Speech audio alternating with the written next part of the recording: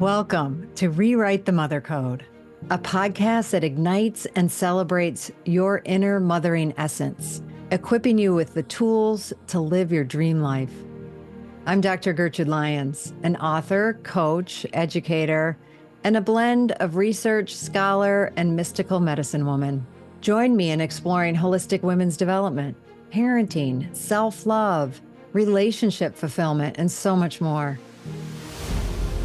Let's delve into the depths of our inner mothers to reawaken our greatest selves and live our juiciest lives.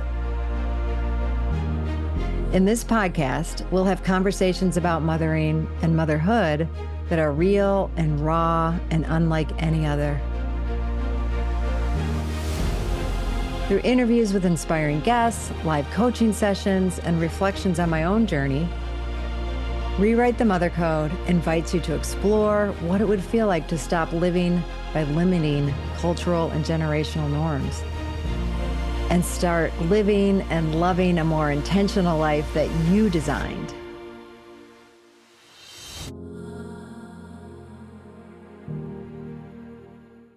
Hi, and welcome to this week's episode of Rewrite the Mother Code with me, your host, Dr. Gertrude Lyons. Today, I am thrilled to have a guest on the show and interviewing and spending time with Suzi Lula. So Suzi is the best-selling author of the Motherhood Evolution, How Thriving Mothers Raise Thriving Children. And I've known about her for some time. I've been following her. We reached out and she said yes to being on the show, which is lovely. And I mean, I sensed and could tell there's a lot of kindredness and crossover in our work, and we get to talk about that today, and I'm thrilled. So let me tell you a little bit more about her. So Suzi Lula is founder of the Soul Psychology Academy, internationally acclaimed therapist, speaker, and wisdom teacher, who has spent over 25 years helping thousands of people heal emotional wounds, reconnect with their authentic selves, create healthy relationships, and thriving lives. Her unique blend of psychology, spirituality, neuroscience, and inner child healing offers a compassionate path toward lasting transformation. Suzi's known for her deep sensitivity, compassionate heart, married to her longtime partner, Jamie, and mom to their young adult son, Will. So excited to bring her on, and I'm excited to have you see what gets stirred for you, see what gets, some of the concepts may be new. You may be hearing some of them for the first time, or affirmation that you're on your journey, and that even if you're at a tough spot in it, stay with it, keep going, because you will reap the benefits of the work that you've committed yourself to. Okay, so without further ado, let's bring on Suzi. So as promised, I am so excited, so thrilled to have on the show Suzi Lula. Suzi, thanks so much for being here. This is such a treat. Thank you so much for having me. We have so much in common. I can't wait to jump into this conversation. I know. It's just the best. It's such the best. And I was telling Suzi before we got on that I thought she was kind of new on my scene, but when I was doing my doctorate or right after, I mean, some people will see this, but I'm like, oh, I have to get her book. And then I saw, oh no, I have her book. I already knew it was great. And it's called The Motherhood Evolution, How Thriving Mothers Raise Thriving Children. So that is going to obviously be some of what we're diving into, but the themes of it and how everything interrelates. But as I like to do, Suzi, because people will have found out a little bit about you in my intro, but now I would love for you to just kind of speak into sharing some of your journey, because it's women's journeys and our paths, and the what we're doing and what you're doing particularly is so beautiful. So anyway, I'm going to shut up and let you talk. Well, thank you so much. I feel exactly the same way about you. And in gathering, I'm all about gathering women and mothers together. So may anyone and everyone listening just have something that nourishes you, through my story, my work. I got into this work and decided to write this book very unexpectedly. I had been on my own spiritual path for a very long time. I'm a therapist, and so I've been really immersed in this work. I learned to meditate when I was 16. And Wow. so I've been really immersed in this work, both my own personal journey and my work with clients, students. And then I became a mom, and I guess I naively thought, oh, well, it will just unfold and continue as it always has been, effortless and, lovely. And motherhood really, it kicked my butt. And when my son was, I would say, I don't know, he might have been 4 years old, 5 years old, very young. He just very innocently one day looked up at me and he said, "Mommy, you just really need to smile more." Oh gosh, I read that in your book and I was like, oh, these things that they say so innocently, but So innocently, such big ouch. eyes. Yes. And it just really caught my attention. It was a big awakening moment for me Wow. because I knew in my heart of hearts how, quote, right he was, because I wasn't showing up in the way that I thought I would. And so anyone and everyone listening, I hope somebody out there can relate to me. Oh, I'm That sure. You thought, you know what I'm saying? You just thought Of you would be course. this mom and you thought motherhood would look this way. And so that set me on a journey of, I actually want to smile more. I actually want to bring a joyful experience of motherhood to both myself and my son, of course. Yeah. And I had not had the most emotionally connected relationship with my own mom. And it was something that I desperately longed for most of my life and had done a lot of work on healing inside of me. And so it was really important to me to create a connected relationship with my son. And then here was this moment of opportunity. And that just set me on a journey of what do I actually need to become the mom that is in me? And will I have the courage and the bravery to do the things that Do are the work. required Yeah. of me to show up in that way? Oh gosh, there's so much I want to say. Just an unpack, if you don't mind, from that, because I know you have lots more and what it's been like, since then, and some beautiful things you share in the book about how that unfolded. But a couple things. One, because you had been, yes, it kind of hit you hard, and motherhood wasn't this easy thing, or this, like, I don't know, for me, I thought I'd be this just earth mother, like, make my own food and breasts, just fonts of milk, like there was this whole picture of some of that. And I had, been doing a lot of consciousness and work. And so even though I knew that there would be a blip, I didn't think it would be, Exactly. quite as big.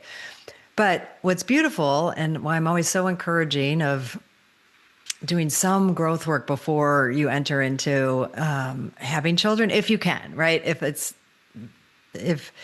that's a choice, if you have that choice, like, I'm like, do it. Because what's so beautiful about you said, I'm sure, and no shame on them, there would be moms who would hear that and just, it would hurt. So then you'd shut it down, or you would just feel guilty. And then you'd like, oh, I'll just smile more. Right. And think like, oh, it's just, oh, he wants me to be happy. So now how do I be happy? So now I got to, like, show up happy and it's, and I'd love for you to share more about how it's, yes, you're going to smile more, but not because you're just smiling more. All right. Like, Yes. there was the journey Yes. of uncovering what that was. And Yeah. so the courageousness to hear that, let yourself have the feelings like, ooh, ouch, like, he's recognizing something I've known, but it always hurts a little bit to have it articulated and said and noticed, right? And noticed, because it's not like you weren't doing, good momming, or that, but you knew, and he knew, and what a beautiful little messenger, right? Like, Beautiful little messenger. And you're right. I mean, at another point in my life, maybe I wouldn't have even noticed the comment, and just railroaded over it. I'm sure life would have brought it back into my lap in another way. Mm-hmm. But to your point, thank you so much, because what, and we had prepared, for as much as any mom can. But I will say what I didn't realize were the generational patterns that I would unconsciously fall into. Mm-hmm. So I had fallen into some unconscious generational patterns. My mom, her mom's mom, this generational patterning of martyrdom in my family and sacrifice in my family, and this sort of unspoken energy of and my mom, God bless my mom, obviously she was doing the best she could. We're all doing the best we can. So every mom needs to hear that we're doing the best we can. Of course. But I'm speaking from my experiences that the energy that I witnessed growing up was just this kind of, sacrifice, burden, martyred. And then I unconsciously was doing that. Why can't my husband help out more? And how can he take a nap in the middle of the day? And so it was an energetic that I was aware of somewhere back there. Will brought it to the front of my conscious awareness, somewhere back there, there was just an energy that I was bringing into the home that I didn't really like who I was. Right. I think that the specific thing that happened for me, this unconscious patterning, was that I stopped, quote, taking care of myself. And I think that is so common, especially when we have newborns, infants. It is quite a tall order to take care of a being that really does need us 24/7. So I have so much compassion for us on a motherhood journey of how to have taken care of yourself to whatever degree you're coming into motherhood, or haven't taken care of yourself to whatever degree you're coming into motherhood. Yeah. Entering into a moment where our children do need us, that 24/7 infant young stage, and then how to transition into a space that says, there's more than enough for each of us, both of us, all of us, to get all of our needs met. And for me, in my journey, I just shut the door to that. And so I was way on the back burner, trying to be all things to all people in front of me. Can anybody relate? Please say yes. Oh my God, 100%. And so when he said that to me, the courageous part was, I see that I'm carrying on something that was familiar to me. So no shame, no blame. And yet still, I want to do something different. And then the courageous part, and I say every mom who, to me, any mom who will be willing to carve out the space and the investment to care for your own heart, your own soul, your own being, your own life, so that you don't end up dying on the vine, that's a courageous act to me. It is. And so that is what I had to begin to navigate, is like, will I do that in the mother culture that is giving me so many accolades for being exhausted, for being, the one doing everything from scratch, but then not sleeping and really showing up exhausted and impatient. And for me to be sort of the first one in my, quote, mom group to say, hey, you guys, can we have a conversation about this? Like, I wanted to show up thriving, but I also wanted to fit in. Yes. So that was also a big part. And the last thing I'll say, and then I'll ping it back to you, is just that I did find out, though, in just being willing to start these conversations with other mothers, the thing that I thought would separate me of like, oh, well, who does she think she is, walking in all, relaxed and refreshed and stuff. Right. I thought it would separate me from my friends. And Yeah. it was the opposite. They were like, yeah, Beautiful. I want that too. Oh, wow. So I always like to encourage people, if you're sort of the first one in your group, to say, okay, I want to do this differently than maybe what I have seen in the Mm-hmm. past. I want to do this differently, to also really have the courage to start talking to other women, because what I found is we really all want the same thing, you We know. do. We do. And what a uniting force. And I mean, there were so many steps that were courageous, that you're talking about. But I think a really big courageous one is showing up in what you're working on, not just the like, the hard part, but then the result is almost more vulnerable to show up like, wow, I'm feeling good. I'm Yeah. feeling fulfilled. And no, it hasn't been easy, but wow, it's working, right? And be afraid that they would, oh, well, you're not, kind of in the mom's complaining group anymore, right? You know? And it's real because it does happen, and it's something that I think this work that we're talking about in the bigger picture that there's these personal paradigms and things that have passed along, but part of that, this culture of us, exhausting ourselves, the martyrdom, the putting ourselves last, that there's some right formula on how to do mothering, that ends up setting us up, pitting us against each other in this, right? Because we're so insecure, because none of us are going to do that paradigm right, right? None of us are, that is just, it's a recipe for failure and we all feel it. But we think we think we're doing it wrong. So then when other people are making different choices, whether they're working or not, just any choice that you make in motherhood and on that mothering journey, it might even be to have kids or not, like the whole thing, we judge each other. And I mean, we're working on not, but it does happen. And it happens way more than I expected for different reasons, along the way. And it's like, wait, like if we could have this sense of our core sense of ourselves and identify what's my mothering journey. I call it my rewritten mother code. Like, what is it? What are my values? What do I stand for? What matters to me? And I can stand in that so that when others are making choices, they're not there to like make me look bad, or feel like, oh, I'm going to judge them because maybe I should be doing that. And so, Exactly.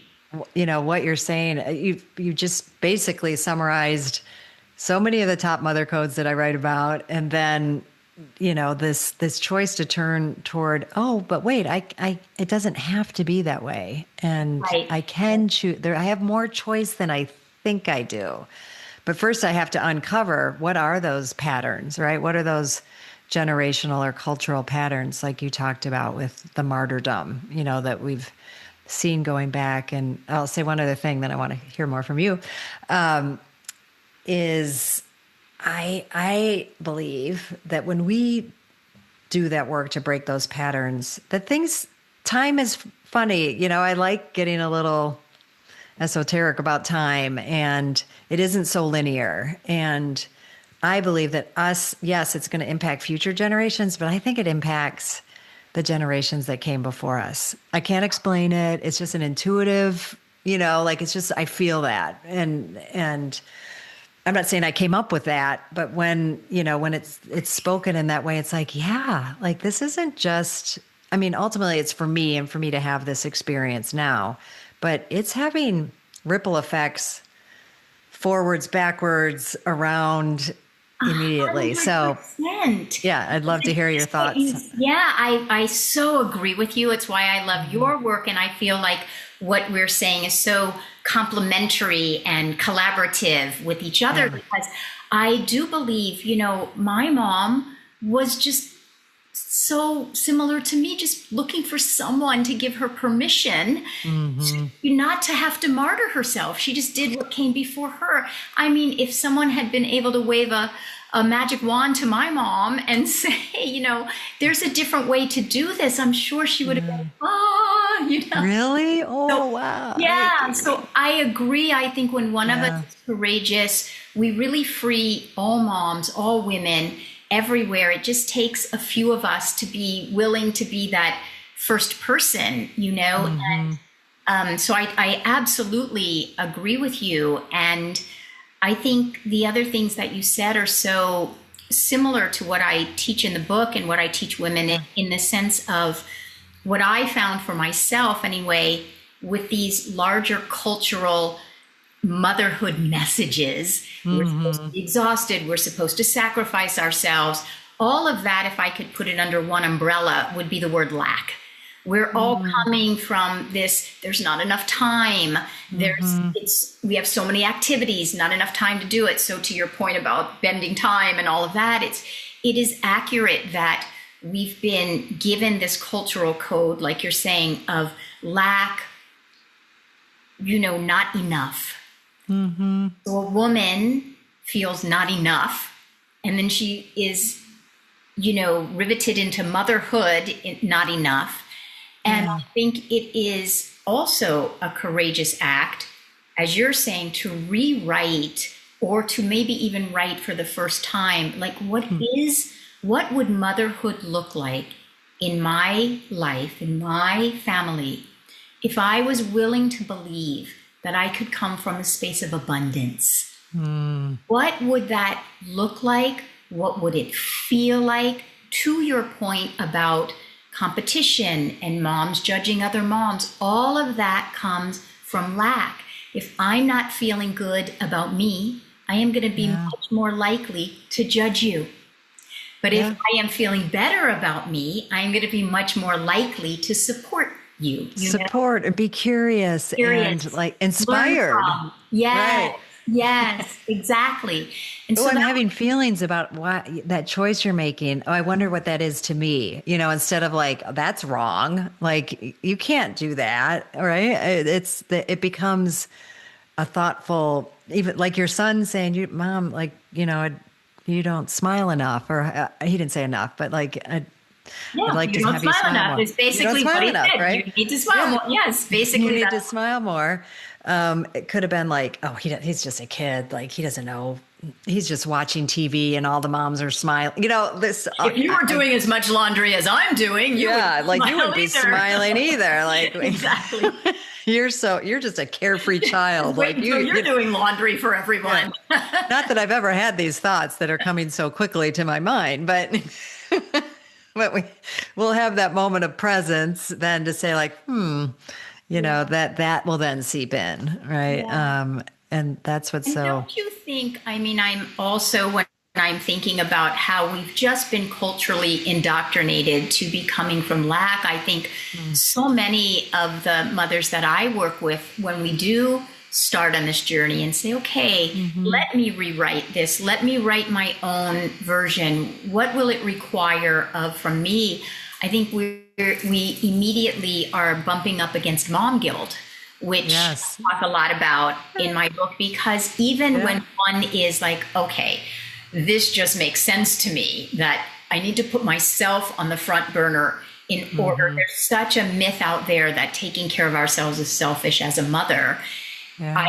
I've journeyed, but I have come finally to this destination of I will never apologize for taking care of my own self. It's the farthest thing. The farthest thing from selfish, because I have not met a mom yet who is wanting to take care of herself to the detriment of her child. No, exactly. And yet we are not taking care of ourselves to our own detriment. So, which ultimately is a detriment to them. Exactly. Yes. So, but it's going to take a few of us to turn that on its head and say, okay, do we women are intelligent? Are we really going to buy into this?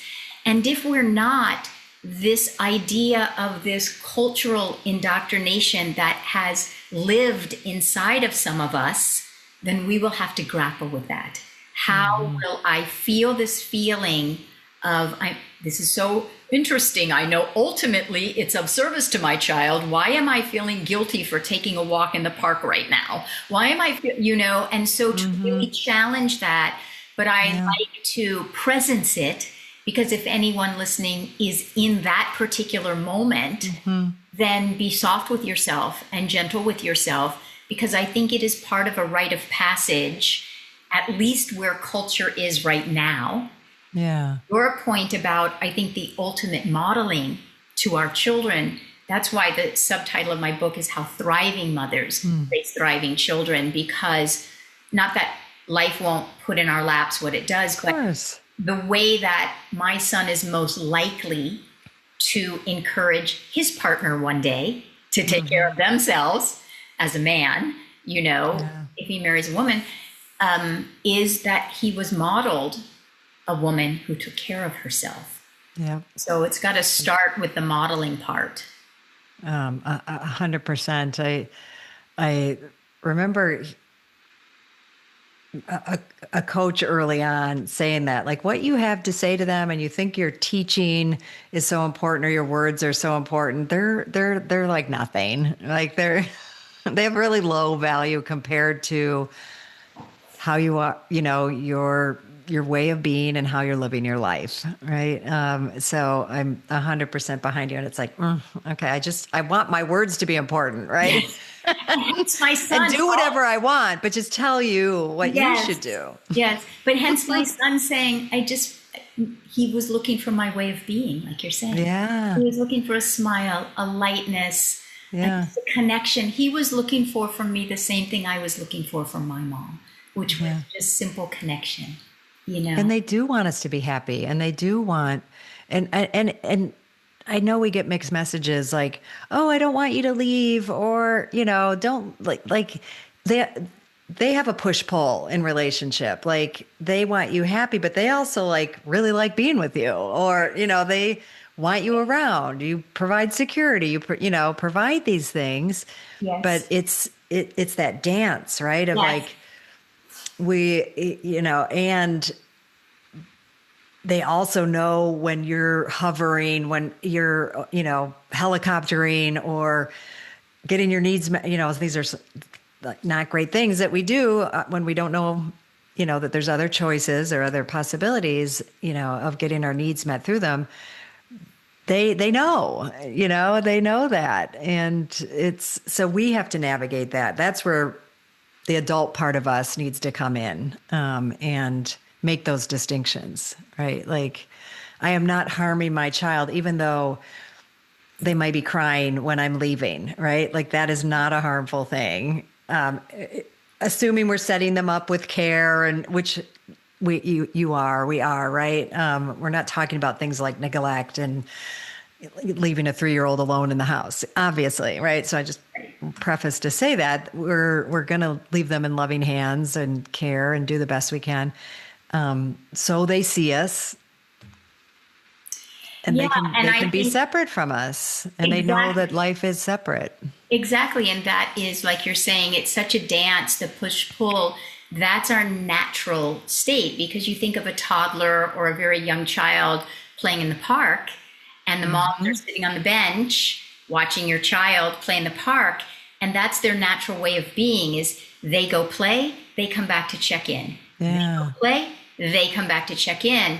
And so at the beginning, if and when Will was clinging on to me, when I was leaving, I also, without any self-blame or self-judgment, I had a lot of self-compassion, saying, well, part of it is natural.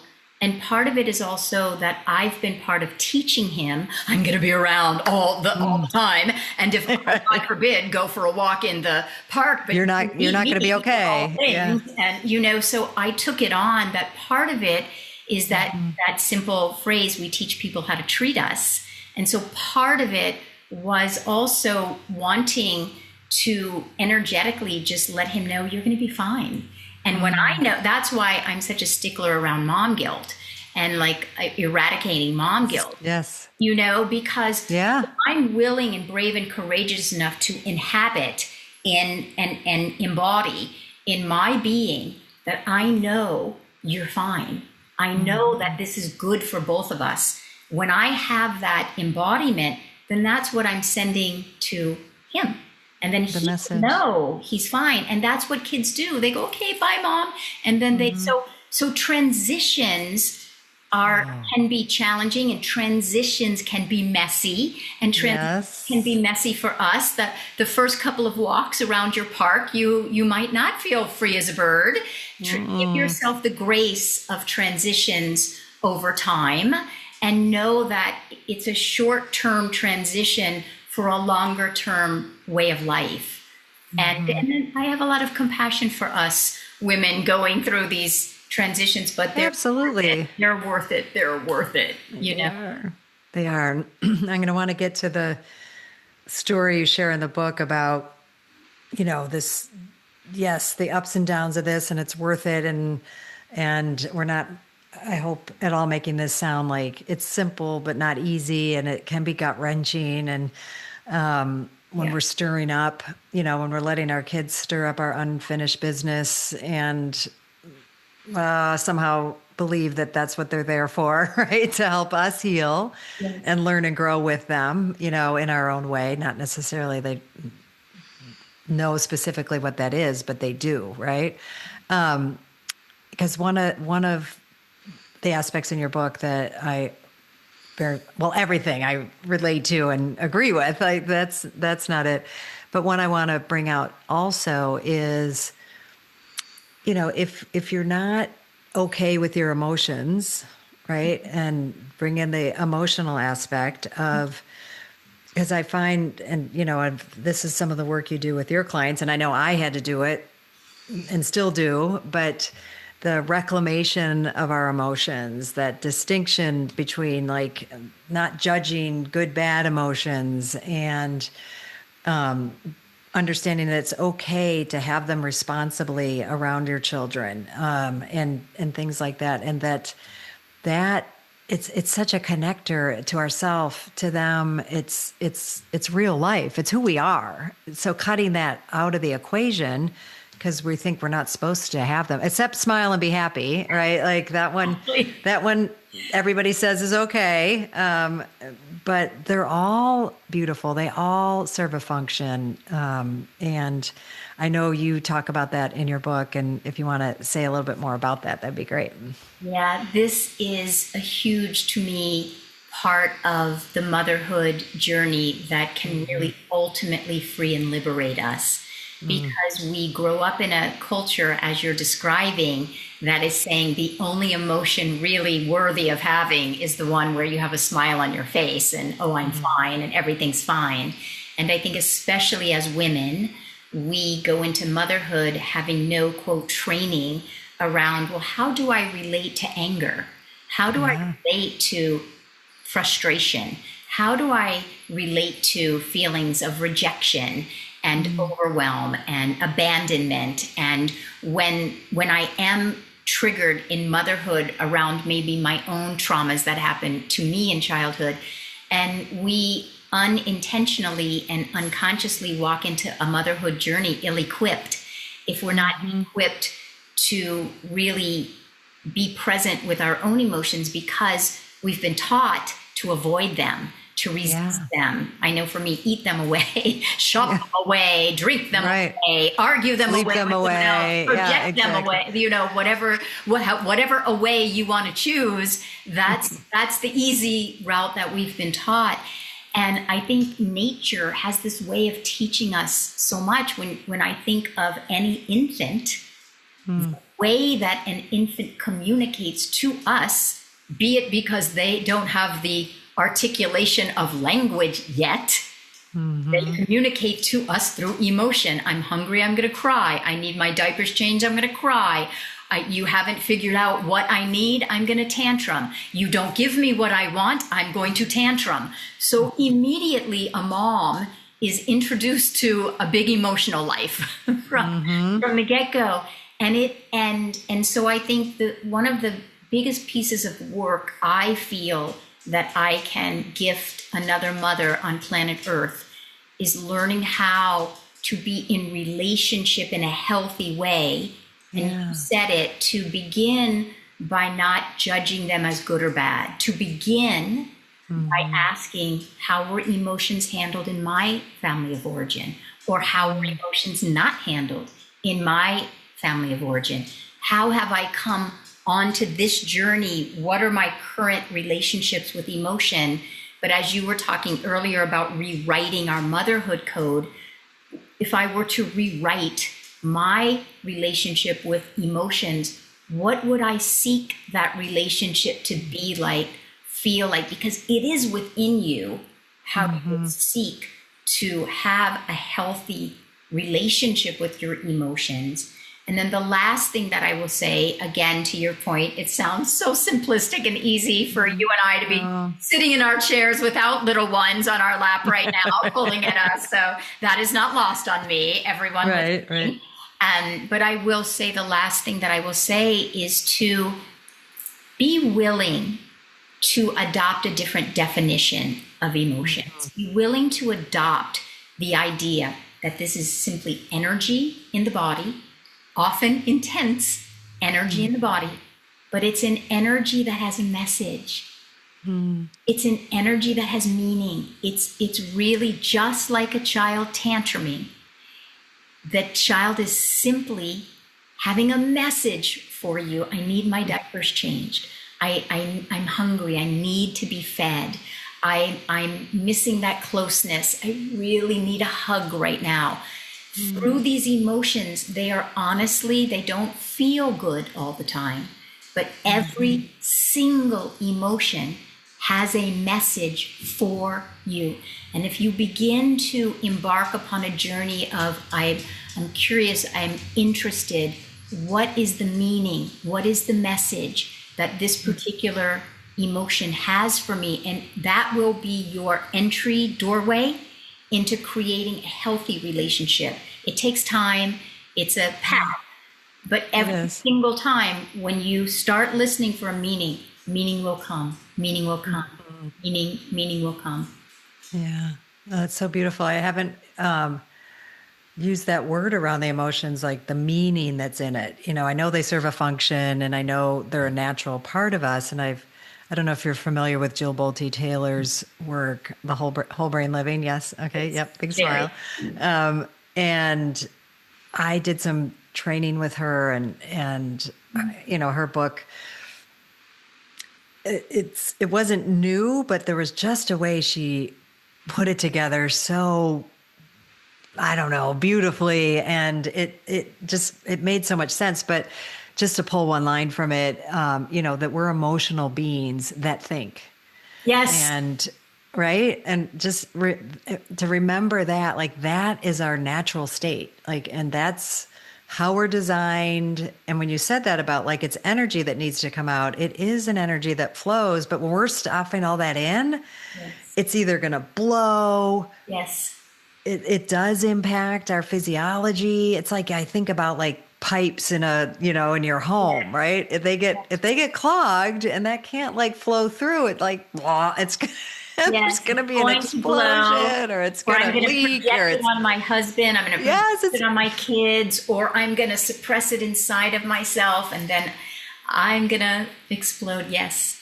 When I first started doing work, Suzi, I was that, the picture of like the only thing, that's acceptable is to smile. Yes. And I was kind of aware that it wasn't natural, that I'd have such a difficult time crying, and definitely never angry overtly. Right. And my whole neck would I'd have an emotion and I would just turn, like, my neck would just turn beet red, right? Like beet red. And then when I started, to open myself to emotions, like how that doesn't, but it would stop right there, right at my neck, not come up.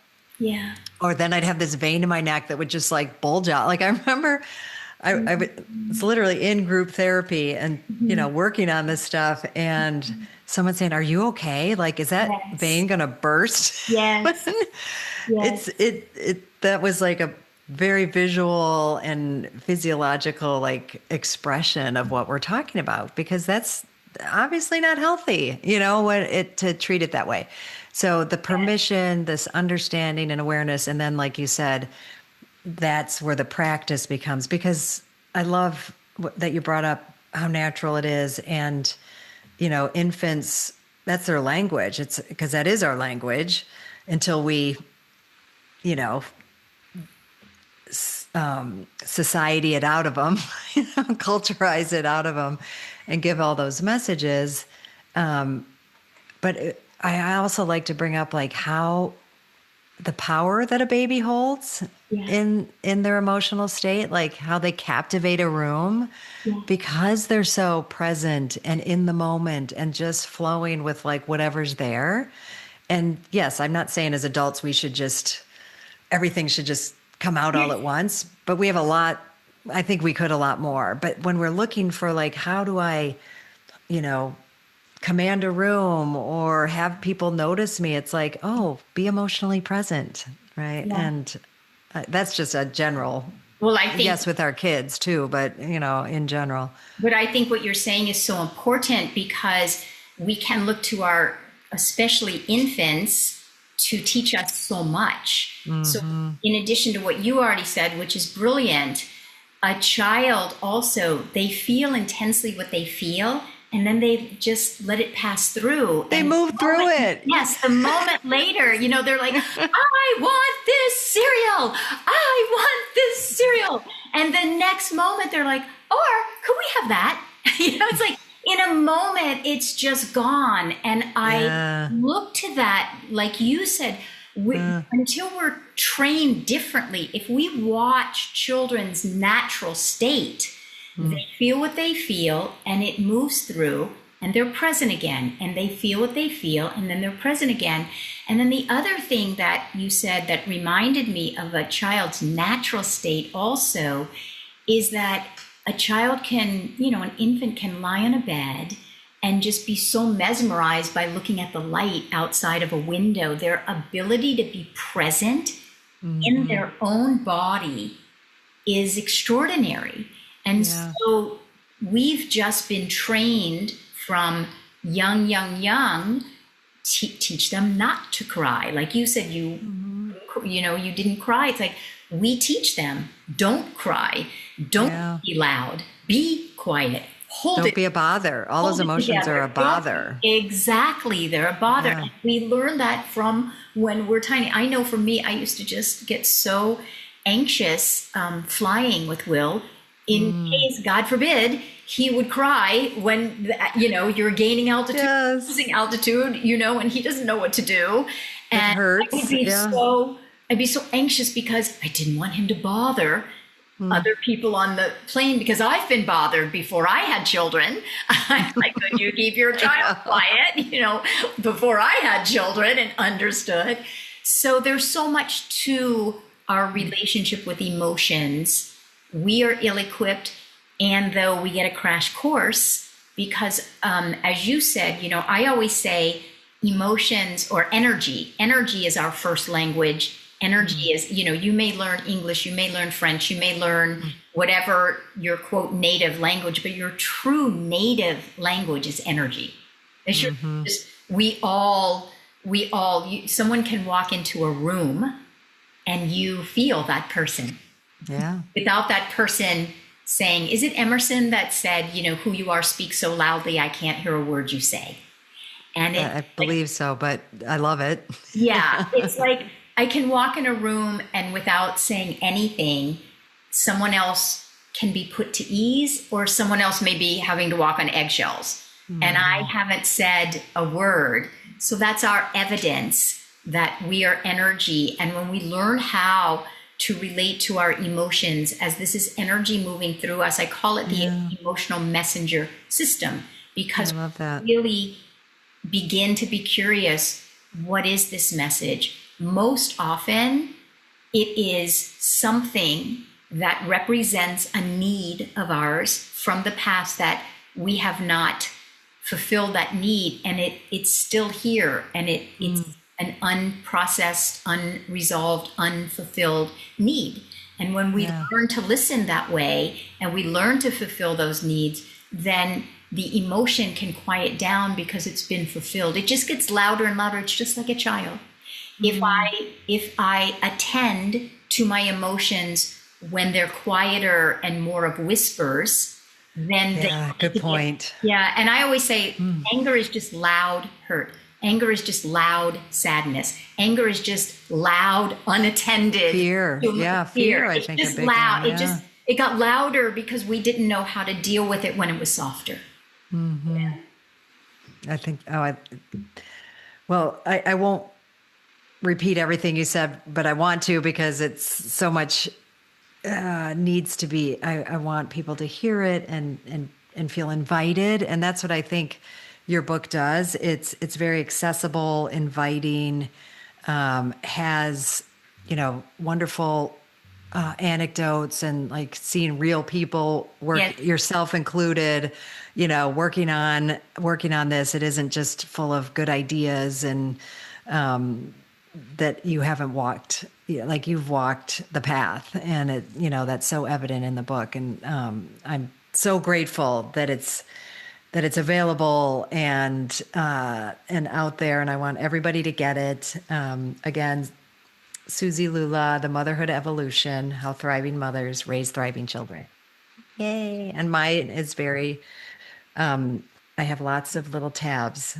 I And we noticed didn't that. even get to all the tabs. And I'm sad that we'll have more conversations. We just didn't get to them yet, right? We most In certainly will. this conversation. But I love seeing someone's book that has a lot of tabs and Right? patterned and Yeah. highlighted. So I love Exactly. seeing that. But I will That's say, to your point, the book is full of these are real clients, real stories, real women. And I wrote the book so that it would feel hopefully very nourishing to Yeah. someone reading it. It's the type of book that you can stick in your bag if you are at the park with your kids or waiting for pickup or drop off. And even if you just read a paragraph. Yeah. I Just know, drop into it. yes, moms don't have a lot of time to read cover to cover. So I wrote it hoping that you could read a paragraph and relate to another mom's experience or feel nourished in whatever way you need in that moment, Yeah. No, beautiful. And there's a lot of parenting books out there. And there are, and a lot of good ones. I'm not saying that, but, Yeah. sometimes you walk away feeling like Yes. you're doing it wrong or indicted a little bit. And I'm not saying they mean to, but it's like, oh, follow this method or, like, this is the way. It's like, oh, there's lots of ways to this when, you're coming from this space of what's possible, right? And there's Yeah. a lot of paths, a lot of ways, and practice, that, oh, because you have to practice new behaviors. And when you practice new behaviors, you get to see some of these results, and that's beautiful, right? Okay, well, after talking about all of this, I'm sure people are going to want to find out and, discover you, and if they haven't already. And so how do people find you, Suzi? And what would you like them to know about what you have in your atmosphere in addition to the book? Yeah. I think the easiest way is SuziLula.com. You'll see everything. I have what I think is a really beautiful weekly community. It's called the Soul Care Community. It's a different topic we could do next time we connect, but I really like to think of self-care more as soul care, as inner care, as really caring for the deeper places, the more vulnerable places. So we meet once a week in what I call the Soul Care Community. So if that's something, if you're looking for a community and a way to kind of unpack some of this on a weekly basis, look on my website and you'll see all the things. I do retreats and similar to you. So yeah. Oh, good. Well, I saw some of it. And yeah, lots of really, and different ways. And that's what we need, right? We need to be able to tap in and in a lot of different ways. Okay. So, and all that'll be in the show notes and connections and ways to do that too. So my last question that I do ask all my guests, and it's kind of selfish because I love every answer that everybody gives, is what does rewrite the mother code mean to you? Thank you. That's an extraordinary question. What it means to me is to have the confidence that and trust that that code is already within me, and that the rewriting of the code comes from the inside out of me. that the longings, the seeking, the yearnings, that you have this vision of what this rewritten code would be. It is not that there's anything wrong with books, but it's not from reading 20 books, that it's to turn within to your own heart. And your heart, your soul, you know this code. It's in you. And it's just a question of creating a safe environment for it to come out so that you actually can rewrite it from the inside out. I think that's the greatest motherhood journey and the greatest gift you're giving this global community of us women and mothers, is that it's in you. Yeah. It's in you. Trust it. Yes. And thank you. That is probably one of the key essential takeaways or truths, right? Is that everything we need is inside of us. We have all the wisdom. There's blocks and things that have happened, and we just need to go on a bit of a treasure hunt to Yes. remember and reawaken. So thank you for bringing that particularly to the surface right now. So, Suzi, this has been a delight. It's I love how I think this is the perfect time for us to now officially come together. And I couldn't be happier. And I'm so, so grateful to have you on today. I really cannot thank you enough. There's just nothing I love more than meeting another kindred spirit, and we will definitely collaborate. I'll have you on my podcast and more to come. And you are just doing such incredible work to feed so many moms out there. So deep bow to you also. Thank you. I'm deeply grateful to just be connecting with you. Oh, wonderful. Thanks so much. Okay. My Till pleasure. next time. Well, that was delightful. You may not know, why would you know? But I'm recording this in Ireland. So that means for Suzi, who's in LA, it was noon when we started and 8 p.m. for me. And I will tell you that there are times where I'm like, oh, I really just kind of want my day to be done and get in my comfy cozies and, settle in.